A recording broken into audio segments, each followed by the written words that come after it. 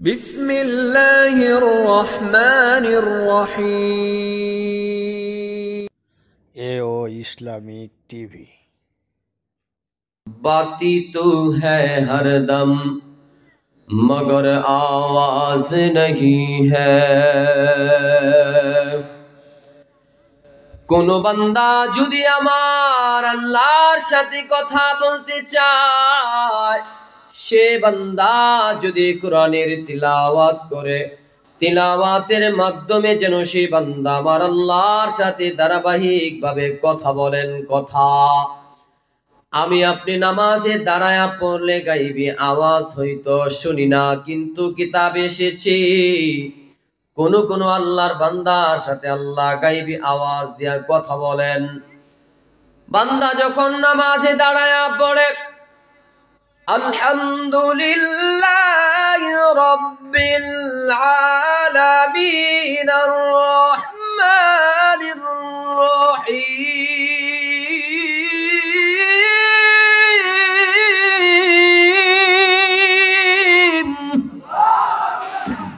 বান্দা যখন নামাজে দাঁড়ায়া পড়ে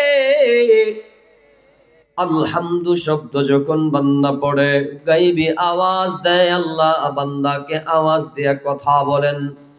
আল্লাহ নিজে বান্দারে প্রশ্ন করেন মানিল হাব, এ বান্দা প্রশংসা কার? তখন বান্দা পড়ে লিল্লাহ, আল্লাহর জন্য প্রশংসা। আবার গায়েব থেকে আওয়াজ দিয়া আল্লাহ বলে বান্দা মানিল্লাহ, আল্লাহকে চিনলাম না। তখন বান্দা পড়ে রব্বিল আলামিন।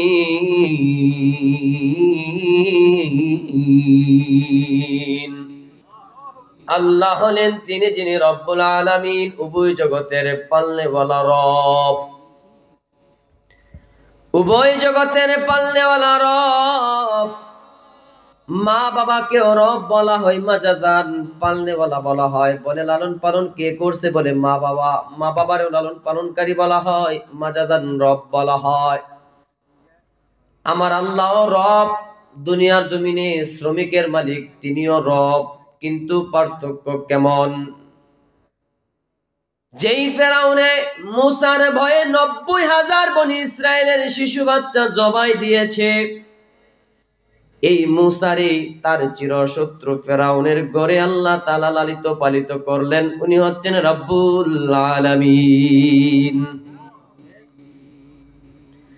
আবার বান্দারে আল্লাহ প্রশ্ন করে মানি রব্বুল আলামিন, ও বান্দা রব্বুল আলামিন কে? তখন বান্দা পড়ে আর রহমানির রহিম। রব্বুল আলামিন হলেন তিনি যিনি রহমান, যিনি রহিম, দয়াবান, মেহেরবান খোদা। আবার আল্লাহ বান্দারে প্রশ্ন করে মানির রহমানুর রহিম, বান্দা দয়াবান মেহেরবান খোদা কে? তখন বান্দা পড়ে মালিকি ইয়াউমিদ্দিন।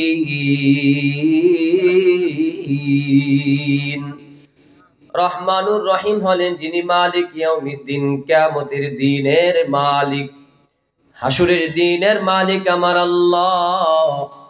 আপনিও মালিক, আমিও মালিক। জমিনে বসে আছেন, এই জমিনের কোন না কোন একজন মালিক, কিন্তু উনার আগে উনার পূর্বপুরুষরা মালিক ছিল। উনি আছে 100 বছর পরে পরিবর্তন হবে। কথা বলেন ঠিক কিনা? আমি আপনি বাড়ি গাড়ির মালিক, কিন্তু পরিবর্তনশীল মালিক। কিন্তু আমার আল্লাহ এমন একজন মালিক যার কোনো পরিবর্তন নাই।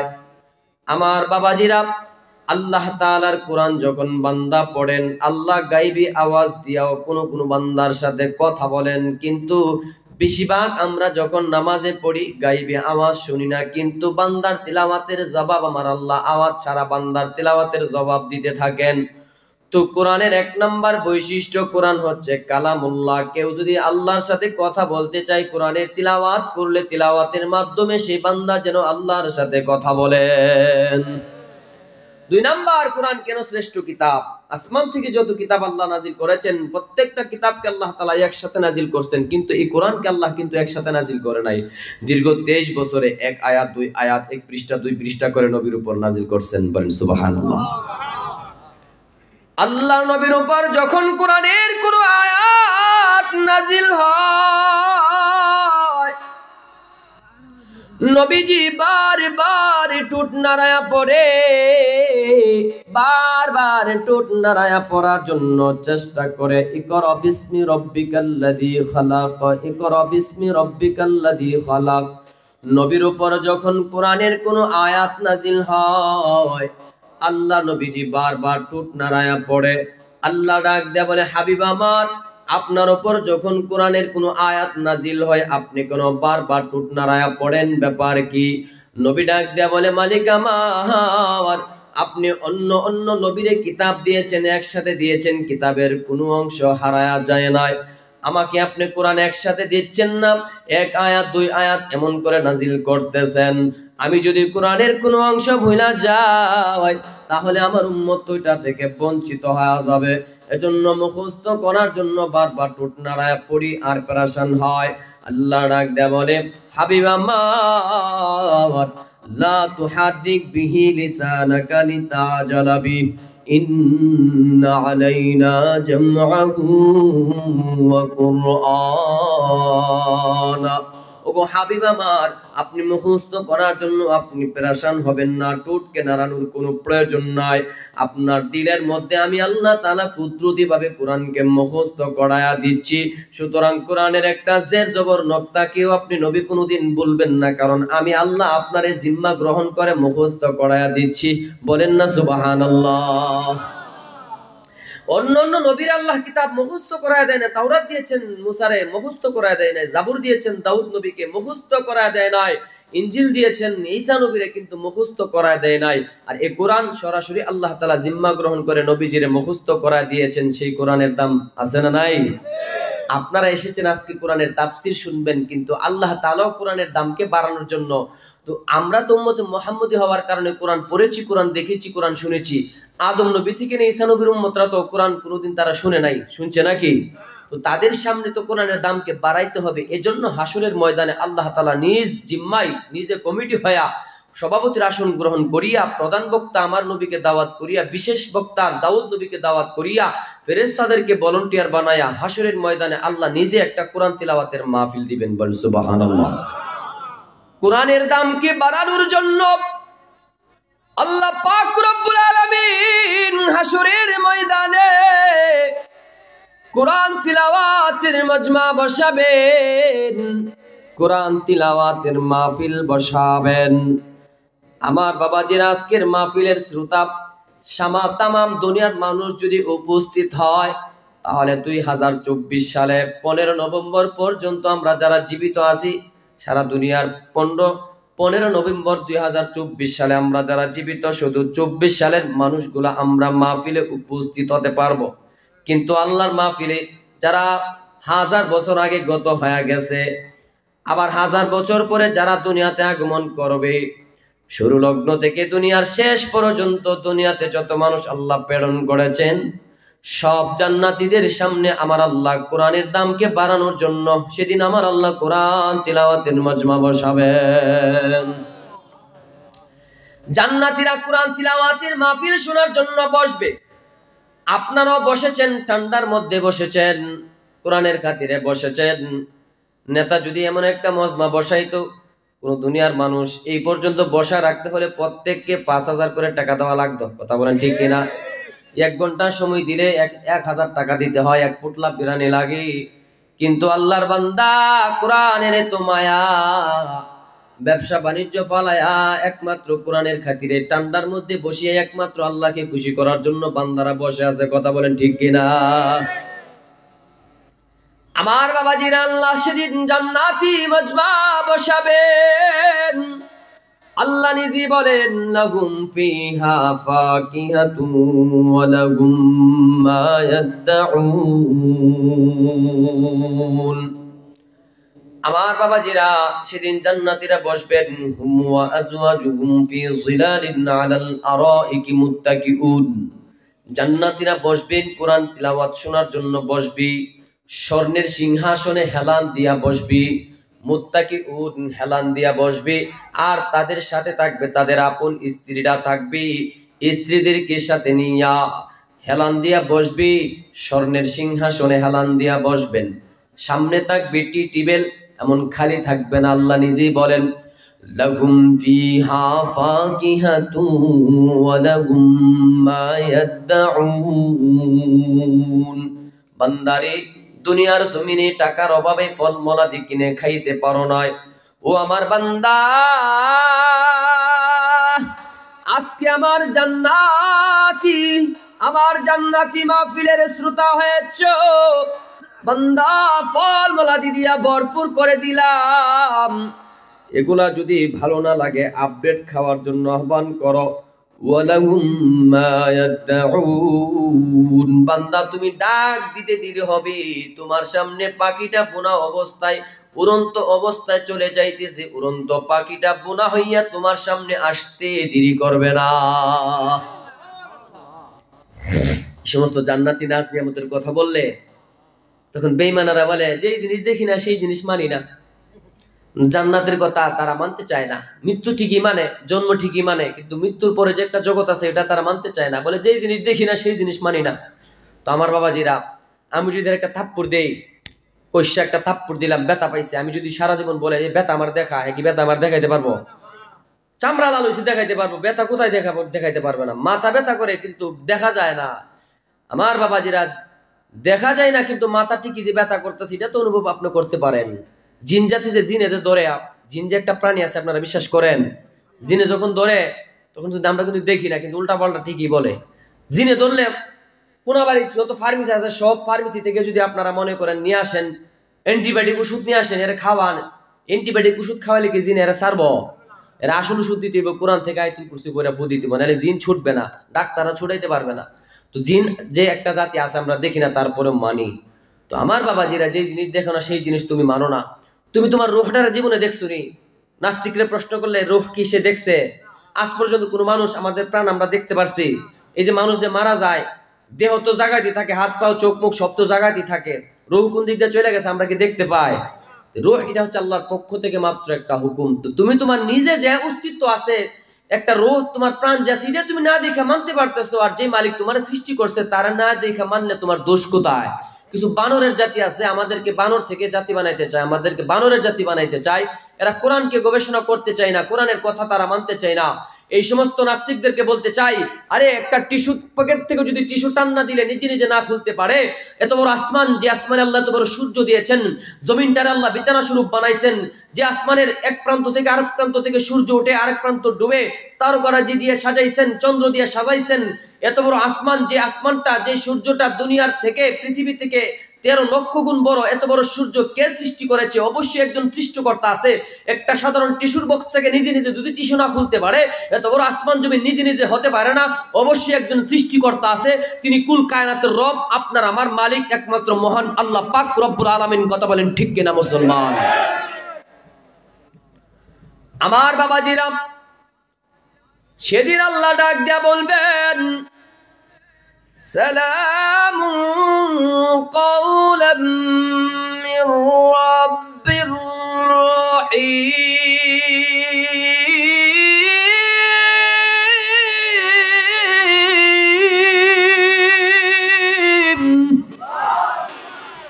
আল্লাহ সেদিন বলবে, বান্দা, আমি আল্লাহর কুদরতি কণ্ঠ দিয়া তোমরা সালাম শুনো না, কিন্তু আমি আল্লাহ তাআলা তোমাদেরকে আজকে আমি আল্লাহর কুদরতি কণ্ঠ দ্বারা সালাম দিচ্ছি। আসসালামু আলাইকুম ইয়া আহলাল জান্নাহ।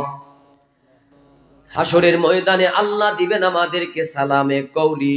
দুনিয়াতে আল্লাহর পক্ষ থেকে আমাদের উপর আছে সালামে ফিআলি। সালামে ফিআলি মানে ব্যবহারিক সালাম। ব্যবহারিক সালাম, আল্লাহর পক্ষ থেকে শান্তি আসি বিদায় বাড়ি থেকে এই পর্যন্ত আপনারা আসতে পারছেন, আল্লাহর পক্ষ থেকে শান্তি থাকলে এখান থেকে আবার বাড়ি যাইতে পারবেন।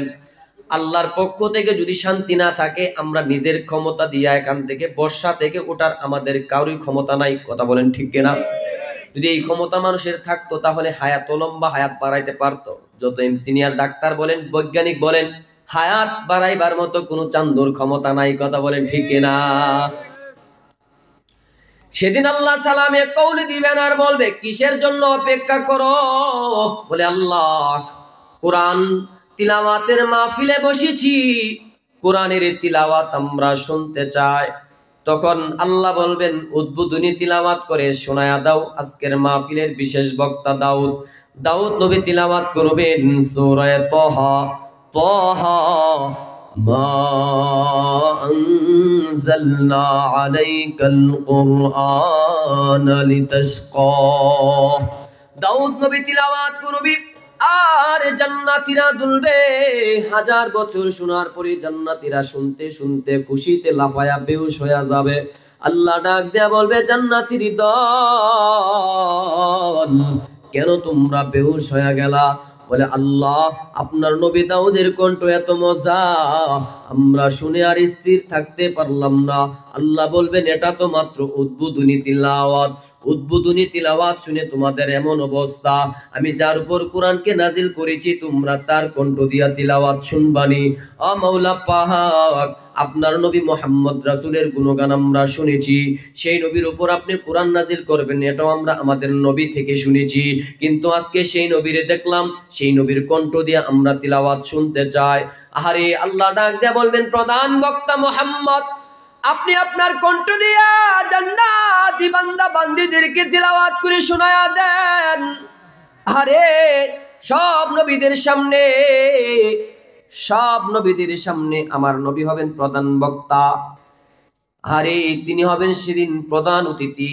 সমস্ত নবী আল্লাহর কাছে দোয়া করে মালিক আপনার নবী মুহাম্মদ রাসূলের উম্মত যদি আপনি বানাইতেন, কিন্তু আল্লাহ ঈসা নবীর দোয়া কবুল করেছেন, আপনাকে আমাকে বিনা দরখাস্তে সেই নবীর উম্মত বানাইছেন। জোরে বলেন আলহামদুলিল্লাহ। পাইলে নিরালাই গো নবী, পাইলে নিরালাই। নবীর মহব্বতে একটু গাওয়া যাবে আমার সাথে? পাইলে নিরালাই গো নবী, পাইলে নিরালাই সবাই, পাইলে নিরালাই। দুই কদমে সালাম দিব, দুই কদমে সালাম দিব, চরণে ধুলি মাখবো গায়। পাইলে নিরালাই গো নবী, পাইলে নিরালাই সবাই, পাইলে দয়ালে নবী কত দূরে, রহিত সাগরের তীরে। দয়ালে নবী কত দূরে, রহিত সাগরের তীরে। মদিনার ওই সোনার ঘরে, মদিনার ওই সোনার ঘরে আছেন তিনি সর্বদাই। পাইলে নিরালাই গো নবী, পাইলে নিরালাই সবাই, পাইলে নিরালাই। আমার বাবাজিরা, হাসুরের ময়দানে আল্লাহ পাক রব্বুল আলামিন জান্নাতি মজমার মধ্যে বলবেন প্রধান বক্তা আপনি আপনার কণ্ঠ দিয়া তিলাওয়াত করে শোনায়া দেন। নবী তিলাওয়াত করবেন সূরা ইয়াসিন। ইয়াসিন ওয়াল কুরআনিল হাকীম ইন্নাকা লামিনাল মুরসালিন আলা সিরাতিন মুস্তাকিম তানজিলাল আজিজির রহিম লিতুনদিরা কওমান মা উনদিরা আবাউহুম ফাহুম গাফিলুন। নবীজি তিলাওয়াত করবে। আরে কেমন কণ্ঠ হবে নবীজির! ১৫০০ বছর আগে কোরআন নাজিল হয়েছে নবীর উপর। ১৫০০ বছর পরে কোরআনে যখন কারি সাহেব টান মারে, চুর বাটপার বলেন আর বেনামাজি বলেন, গুনাহগার বলেন, কিন্তু কোরআনের প্রতি সকলেই দুর্বল। কোরআন শুনলে যেন ভিতরে কেমন যেন একটা মায়া মায়া ভাব চলে আসে। কথা বলেন ঠিক কিনা? আমার বাবাজিরা, যে নবীর উপর কোরআন আল্লাহ নাজিল করছেন সেই নবী তিলাওয়াত করবে। উনিও যখন তিলাওয়াত করত, দরজা লাগায়া নামাজে দাঁড়ায়া তিলাওয়াত করে। একদিন আবু জাহেল নবীজির ঘরের পাশ দিয়া হেঁটে হেঁটে চলে যায়। কি বাতিজার ঘরের ভিতর থেকে এত মজাদার কণ্ঠের আওয়াজ আসতেছে, কি ব্যাপার?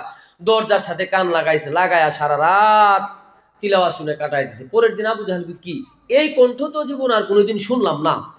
তো আমার জনগণ যদি বাতিজার এই কণ্ঠ শুনে, তো বাপ দাদার ধর্ম ছাইরা, আমাদের ধর্ম ছাইরা সব তো চলে যাবে বাতিজার ধর্মে। তো বাতিজার ধর্মে সবাই চলে গেলে আমরা সর্দারি কোথায় করব?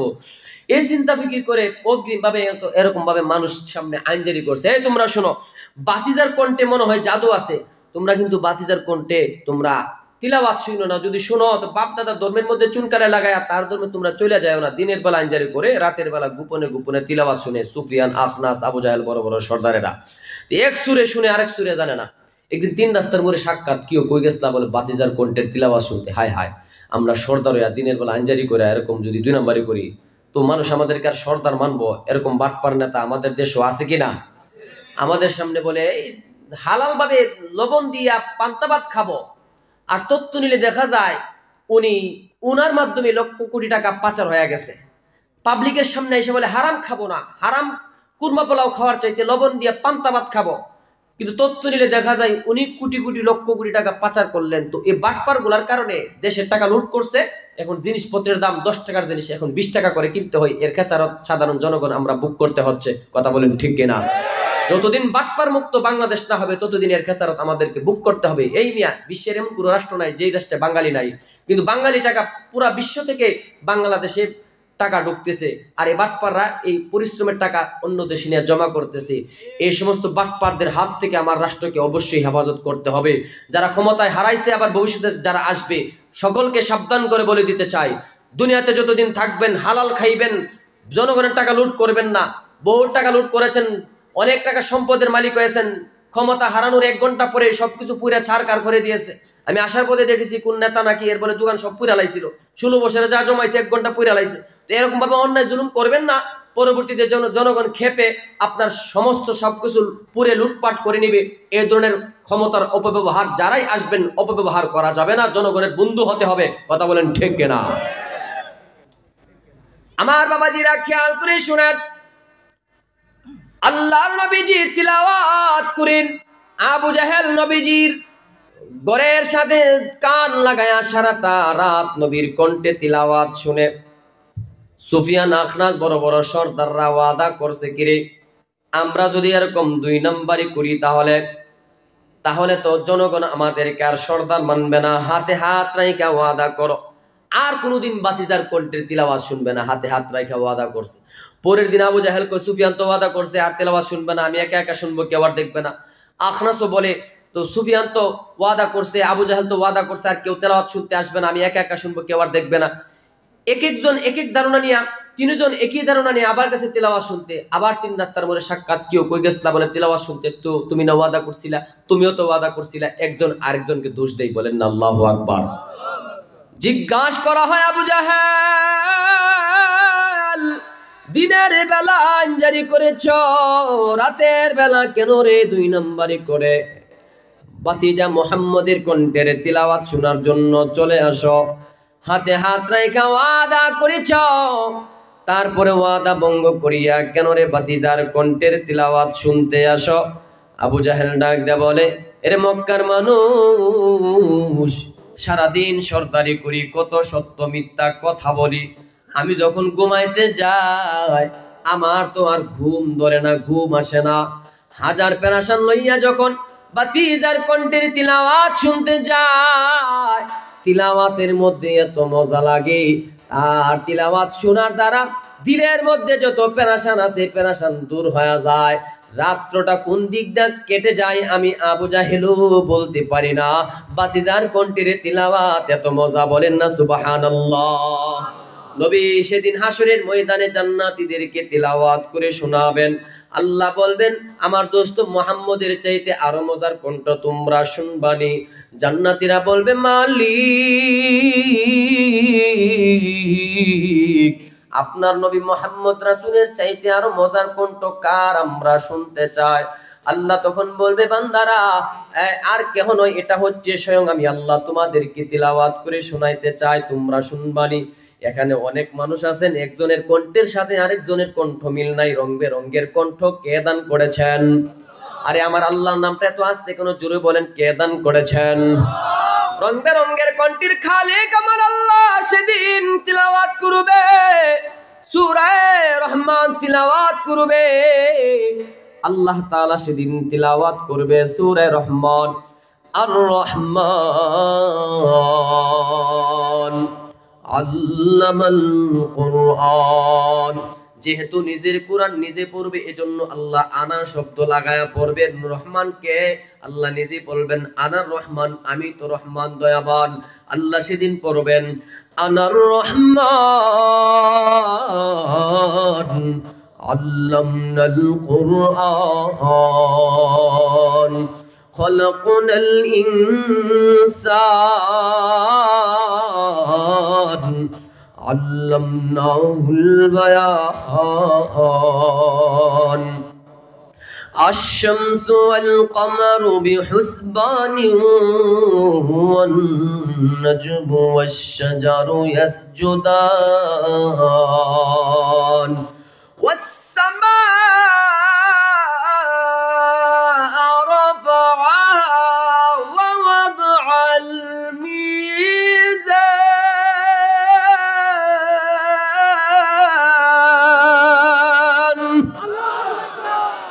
আল্লাহ পাক সেদিন তিলাওয়াত করবেন, জান্নাতীরা হাজার বছর পার করে দিবি, দুলবে আর শুনবি, দুলবে আর শুনবি। হাজার বছর চলে যাবে, হাজার বছর চলে যাবে। হুর গিলমান চিঠি লিখবে মাওলা পাক, আপনি তিলাওয়াত করতেছেন আর জান্নাতীরা মনোযোগ দিয়া শুনতেছে। এর মধ্যে হাজার বছর চইলা গেছে, আমরা হুর গিলমানদেরকে জান্নাতীরা কোনো ভ্রুক্ষেপ করছে না, লক্ষ্য করছে না। মনে হচ্ছে আপনার তিলাওয়াতের পাগল হইয়া জান্নাতীরা আমাদেরকে ভুলে যাচ্ছে। তিলাওয়াত বন্ধ করেন, তিলাওয়াত বন্ধ করেন। আল্লাহ পাক হুর গিলমানের চিঠি পাইয়া তিলাওয়াত বন্ধ করবেন। তিলাওয়াত যখন বন্ধ করবি, জান্নাতীরা বলবে মালিক আপনার কুদরতি কণ্ঠের তিলাওয়াত আমরা হাজার বছর শোনার পরেও যেন আমাদের তৃপ্তি মিটলো না। জোরে জোরে বলেন না সুবহানাল্লাহ, আর একটু আওয়াজে বলেন সুবহানাল্লাহ। সেদিন আল্লাহ তাওরাতের মাহফিল দিবে না, তিলাওয়াতও করবে না, জাবুর তিলাওয়াত করবে না, ইনজিল তিলাওয়াত করবে না, স্বয়ং আমার আল্লাহ নিজে কোরআন তিলাওয়াত করবে। সেই কোরআনের দাম আসেনি। কোরআন কেন শ্রেষ্ঠ কিতাব? রাসূল বলেন মান ক্বারা হারফাম মিন কিতাবিল্লাহ ফালাহু বিহি হাসানা ওয়াল হাসানাতু বিআশরি আমসালিহা। আল্লাহর নবী বলে কোরআন থেকে যে বান্দা বান্দি একটা অক্ষর তিলাওয়াত করবে, যে বান্দা পড়বে এবং যারা বসে বসে শুনবে, প্রত্যেকের আমল নামায় একটা অক্ষরের বিনিময়ে আমার আল্লাহ 10টা করে নেক দিবেন। বলেন সুবহানাল্লাহ। আল্লাহ নবী বলে আমি যে বলছি একটা অক্ষরের বিনিময়ে 10টা করে নেক, তার মানে এটা নয় আলিফ লাম মিম পুরাটা মিলে একটা অক্ষর নয়। আল্লাহ রাসূল বলেন বাল আলিফুন হারফুন, আলিফ হলো একটা অক্ষর, ওয়া লামুন হারফুন, লাম হলো আরেকটা অক্ষর, ওয়া মিমুন হারফুন, মিম হলো আরেকটা অক্ষর। কোরআনের শুরু দিয়ে আছে আলিফ লাম মিম, আছে কিনা? 3টা অক্ষর একসাথে জটা লাগানো। রাসূল বলে আমি যে বলছি একটা অক্ষরের বিনিময়ে 10টা নেক, তার মানে এখানে একটা অক্ষর নয় 3টা অক্ষর। কোন বান্দা বান্দি যদি আলিফ লাম মিম তিলাওয়াত করে, শুধু আলিফ লাম মিম এর তিলাওয়াতের দ্বারা যে বান্দা পড়বে, যারা শুনবে, প্রত্যেকের আমল নামায় আমার আল্লাহ শুধু আলিফ লাম মিমের দ্বারা 30টা করে নেক দিবেন। শুধু তাই নয়, মুহাদ্দিসিনে কেরাম বলে আলিফকে বানান করে লিখতে লাগে 3টা অক্ষর, লামকে বানান করে লিখতে লাগে 3টা অক্ষর, মিমকে বানান করে লিখতে লাগে 3টা অক্ষর। কোন বান্দা বান্দি যদি আলিফ লাম মিম তিলাওয়াত করে, যে বান্দা পড়বে এবং যারা শুনবে, শুধু আলিফ লাম মিমের দ্বারা আমার আল্লাহ তাআলা প্রত্যেকের আমলনামায় 90টা করে নেক দিবেন। বলেন সুবহানাল্লাহ। উনি কি বলে অর্থ না বুঝলে বলে কোরআন পড়লে সওয়াব হবে না। আমার বাবাজির আলিফ লাম মিম এর অর্থ দুনিয়ার কোনো মুহাদ্দিস বলতে পারবে না, মুফাসসিরও বলতে পারবে না। এগুলার তাফসীর প্রত্যেকটা তাফসীরের কিতাবে আছে, আল্লাহু আ'লামু বিমুরাদি। এগুলার মুরাদ কে জানেন? এই যে কোরআনের শুরুতে আলিফ লাম মিম আছে 3টা অক্ষর একসাথে জটা লাগানো, এগুলার অর্থ কিন্তু তাফসীরের কিতাবে নাই। এগুলার মুরাদ কে জানেন? আল্লাহ তাআলা জানেন। সুতরাং অর্থ না বুঝলেও কোরআন পড়লে সওয়াব আছে। অনেক মানুষ আছে নেক্সট সূরাতে বলে অর্থ না বুঝলে কোরআন পড়লে লাভ নাই। কোরআন এই সাধারণ মানুষকে কোরআন থেকে দূরে সরাইতে চায়। যে কোরআনকে মানুষ মহাব্বত করে কোরআনে রমজান মাসে একটা খতম দিতে চায়, সে যদি জানে যে কোরআন অর্থ যেহেতু বুঝি না, পড়লে তো সওয়াব হবে না, তো কেন পড়বো? কোরআনকে নেক্সট সূরাতে দূরে সরাইতে চাই। এই সমস্ত বাটপারদের হাত থেকে সাধারণ মুসলমানদেরকে আল্লাহ তাআলা হেফাজত করেন, সকল বলেন আমিন। বলতেছিলাম কোরআন কেন শ্রেষ্ঠ কিতাব, কেন আপনার সন্তানকে কোরআন পড়াবেন? ভারতবর্ষে কোরআনের বিরুদ্ধে মামলা হয়েছে, কোরআনকে শেষ করে দিবে, কিন্তু পারে নাই। আমার বাবাজিরা, আসমানি যত কিতাব আছে একটার অস্তিত্ব নাই। তাওরাত কিতাবের অস্তিত্ব নাই। ইনজিল কিতাবকে তারা পরিবর্তন করে বাইবেল বানাইছে। জাবুর কিতাবের অস্তিত্ব নাই। কিন্তু কোরআন ১৫০০ বছর আগে যেমন ছিল আজও এমন আছে। কথা বলেন ঠিক কিনা? এজন্য আল্লাহ বলেন ইন্না নাহনু নাযালনা যিকরা ওয়া ইন্না লাহু লাহাফিযুন। ১৫০০ বছর আগে কোরআন আমি আল্লাহ তাআলা নাজিল করছি, যেমন ছিল আজও এমন আছে। কারণ কোরআনকে আমি আল্লাহ তাআলা নিজে কুদরতি ভাবে হেফাজত করব। বলেন সুবহানাল্লাহ। ভারতবর্ষে কোরআনের বিরুদ্ধে মামলা হয়েছে, কোরআনকে রাখবে না, শেষ করে দিবে। কোরআনকে রাখা যাবে না, শেষ করে দিবে। তৎকালীন সময় প্রধান বিচারপতি ছিল একজন মহিলা। কলকাতা ছিল হাইকোর্ট, প্রধান বিচারপতি ছিল একজন মহিলা। তিনি মামলা নিয়েছেন যে কোরআনে সাম্প্রদায়িকতা আছে, কোরআনে উস্কানিমূলক কথা আছে, ভারতবর্ষে কোরআনকে রাখা যাবে না, শেষ করে দিতে হবে। তো এই খবর পাইছে একজন উকিল, তার নাম হচ্ছে ডক্টর বঙ্কিমচন্দ্র বন্দ্যোপাধ্যায়। তিনি ম্যাডামকে জিজ্ঞাসা করলেন, ম্যাডাম আপনি কি কোরআনের বিরুদ্ধে মামলা নিয়েছেন? বলে হ্যাঁ। কেন নিয়েছেন? বলে কোরআনে সাম্প্রদায়িকতা আছে, কোরআনে উস্কানিমূলক কথা আছে, ভারতবর্ষে কোরআনকে রাখবো না, শেষ করে দিব। আচ্ছা আপনি কি কোরআন পড়তে পারেন? বলে না। অর্থ বুঝেন? বলে না। পড়তেও পারেন না, অর্থ বুঝেন না, কোরআনের বিরুদ্ধে মামলা নিয়ে বসে আছেন। আপনি কি জানেন মুসলমান যারা তর্জমা করেছেন, মুসলমান সন্তানদের পাশাপাশি, মুসলমান লেখকদের পাশাপাশি, মুসলমান তর্জমাকারকদের পাশাপাশি একজন হিন্দু বাবার সন্তান ডক্টর গিরিশচন্দ্র বাবু, তিনি ৩০ পারা কোরআনের তর্জমা করেছেন। কোথাও তিনি লেখেন নাই কোরআনে সাম্প্রদায়িকতা আছে, কোরআনে উস্কানিমূলক কথা আছে, অথচ আপনি কোরআন পড়তেও পারেন না, অর্থ বুঝেন না, কোরআনের বিরুদ্ধে মামলা নিয়ে বসে আছেন। আচ্ছা আপনাকে একটা নলেজ দিতে চাই, আপনি পৃথিবীর যত গ্রন্থকার আছে সকলকে ডাক দিয়ে বলেন, এই মহাভারতের পণ্ডিতেরা তোমরা তোমাদের সকল মহাভারত নিয়ে আসো, আপনি এগুলাকে বস্তার মধ্যে ভরে দেন। হে গীতার পণ্ডিতেরা তোমরা তোমাদের সকল গীতা নিয়ে আসো, আপনি এগুলাকে বস্তার মধ্যে ভরে দেন। হে ভেদের পণ্ডিতেরা তোমরা তোমাদের সকল ভেদ নিয়ে আসো, আপনি এগুলাকে বস্তার মধ্যে ভরে দেন। হে কালকি পুরাণের পণ্ডিতেরা তোমরা তোমাদের সকল কালকি পুরাণ নিয়ে আসো, আপনি এগুলাকে বস্তার মধ্যে ভরে দেন। হে মনসমূর্তির পণ্ডিতেরা তোমরা তোমাদের সকল মনসমূর্তি নিয়ে আসো, আপনি এগুলাকে বস্তার মধ্যে ভরে দেন। হে বাইবেলের পণ্ডিতেরা তোমরা তোমাদের সকল বাইবেল নিয়ে আসো, আপনি এগুলাকে বস্তার মধ্যে ভরে দেন। হে কোরআনের পণ্ডিতেরা তোমরা তোমাদের সকল কোরআন নিয়ে আসো, আপনি এগুলাকে বস্তার মধ্যে ভরে দেন। এবার প্রত্যেকটা বস্তার মুখকে বেঁধে দিয়ে আপনি প্রত্যেকটা বস্তাকে কলকাতা হাওড়া ব্রিজের নিচে ফেলে দেন। প্রত্যেকটা বস্তাকে কলকাতা হাওড়া ব্রিজের নিচে ফেলে দেন। প্রত্যেকটা বস্তা শেষ হয়ে যাবে, মহাভারত শেষ হয়ে যাবে, গীতা শেষ হয়ে যাবে, মনসমূর্তি শেষ হয়ে যাবে, ভেদ শেষ হয়ে যাবে, কালকি পুরাণ শেষ হয়ে যাবে, এমনকি বাইবেল শেষ হয়ে যাবে, এমনকি ভারতবর্ষ থেকে কোরআনও শেষ হয়ে যাবে। এবার আপনি নতুন করে ডাক দিয়ে বলেন, হে মহাভারতের পণ্ডিতেরা পারলে অবিকুল আর একটা মহাভারত নিয়ে আসো। হে গীতার পণ্ডিতেরা পারলে অবিকুল আর একটা গীতা নিয়ে আসো। হে ভেদের পণ্ডিতেরা পারলে অবিকুল আর একটা ভেদ নিয়ে আসো। হে মনসমূর্তির পণ্ডিতেরা পারলে অবিকুল আর একটা মনসমূর্তি নিয়ে আসো। হে কালকি পুরাণের পণ্ডিতেরা পারলে অবিকুল আর একটা কালকি পুরাণ নিয়ে আসো। হে বাইবেলের পণ্ডিতেরা পারলে অবিকুল আর একটা বাইবেল নিয়ে আসো। হে বুদ্ধ ধর্মের গ্রন্থকারেরা পারলে অবিকুল আর একটা ধর্মগ্রন্থ নিয়ে আসো। ম্যাডাম আপনার কি এই নলেজ আছে? আপনার কি এই জ্ঞান আছে? আপনি ডাকবেন, ডাকতে ডাকতে আপনার ডাক শেষ হয়ে যাবে, তারপরে তারা দ্বিতীয় আরেকটা তাদের ধর্মগ্রন্থ উপস্থিত করতে পারবে না। কিন্তু আপনি শুধু বলে দেন, এই ভারতবর্ষের মধ্যে হে কোরআনের পাখিরা তোমরা অবিকুল আরেকটা কোরআন নিয়ে আসো। শুধু এই ভারতবর্ষের মধ্যে একজন নয়, দুইজন নয়, 25,000 কোরআনে হাফেজ রয়েছে। 7 বছরের ছোট ছোট মাসুম বাচ্চা থেকে নিয়ে 80 বছরের বৃদ্ধ রয়েছে, যাদের ভিতরে 30 পারা কোরআন জমা রয়েছে। আপনি ডাক দিতে দেরি হবে, হাজার হাজার কোরআনে পাখিরা উপস্থিত হয়ে আপনার সামনে হাজার হাজার কোরআনকে তারা উপস্থিত করে দিতে পারবে। কথা বলেন ঠিক কিনা মুসলমান? এজন্য হিন্দু কবি বলে, যদি আগুনে লেগে ধ্বংস হয়ে যায়, আগুনে লেগে ধ্বংস হয়ে যায় এই পৃথিবীর সব বইয়ের দোকান, বিশ্ব থেকে হারাবে না পবিত্র কোরআন। বিশ্ব থেকে হারাবে না পবিত্র কোরআন। করবে কোরআন কেমনে ধ্বংস আগুনের অতেজ, আজ বিশ্ব ভরা লক্ষ কোটি কোরআনে হাফেজ। ঠিক না বে ঠিক? তারা চাপায় আসমানি গ্রন্থ, বাঁচাবে কোরআনের মান। বিশ্ব থেকে হারাবে না পবিত্র কোরআন, বিশ্ব থেকে হারাবে না পবিত্র কোরআন। সেই কোরআনের সাথে সম্পর্ক লাগাইতে রাখতে আসুন তো ইনশাআল্লাহ। কারা কারা কোরআনের নিজের সন্তানদেরকে পড়াবেন, কোরআনের সাথে সম্পর্ক লাগাবেন? যারা কোরআনের বিরোধিতা করবে তাদের বিরুদ্ধে আপনারা ফুঁসে উঠবেন, কোরআনের পক্ষে থাকবেন। কারা কারা আছেন দুইটি হাত আল্লাহরা দেখায়া দেন। নারায়ে তাকবীর। আল কোরআনের আলো, আল হাদিসের আলো, আল কোরআনের শত্রুরা, নারায়ে তাকবীর।